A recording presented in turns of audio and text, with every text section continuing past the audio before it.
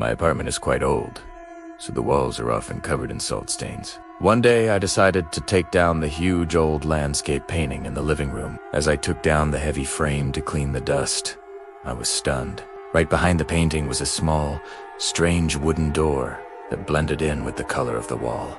It had been hidden behind this painting for so many years, without me or my family even noticing. Curiosity got the better of me, and I thought that maybe the previous owner had built some kind of chest or storage here. The door handle was rusty, but as soon as I tried to turn it, the door creaked open. A foul, putrid smell wafted from inside, as if centuries-old stale air had been released. I peeked in, but there was nothing on the other side except for deep, boundless darkness. I turned on my phone's flashlight, but the light seemed to disappear into the darkness, unable to illuminate anything.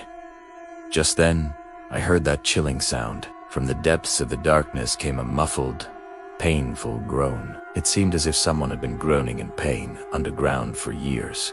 The sound was so pitiful and haunting that it sent shivers down my spine. I went to close the door, but with a strange attraction, I stood still like a statue. The groaning sound gradually approached, as if something were crawling up from the tunnel. I gathered my courage and asked in a trembling voice, "Who's there?" No answer came, only the groaning had now turned into an angry whisper. Suddenly, two bright yellow eyes stared at me from the darkness.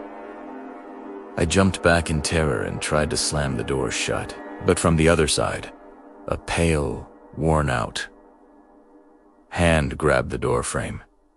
The nails were big and black, and the skin was sagging. I pushed with all my might, and an inhuman groan came from the other side. Somehow I managed to push my hand in and block the door. I put the knob on with my trembling hand and hung the painting back in its place. My chest was still pounding like a hammer, and I stepped back from the door. But the danger was not over yet, because every night now I hear the sound of nails being hammered from behind the painting. It seems that the thing is desperate to get out again. I don't know what it was, but I am sure it is not something normal in this world. Now I have locked that living room.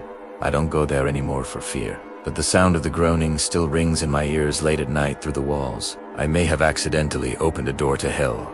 That mistake has plunged my life into an endless nightmare. If the story sent shivers down your spine, subscribe to our channel now for more such thrilling ghost stories. And do you forget to share it with your friends.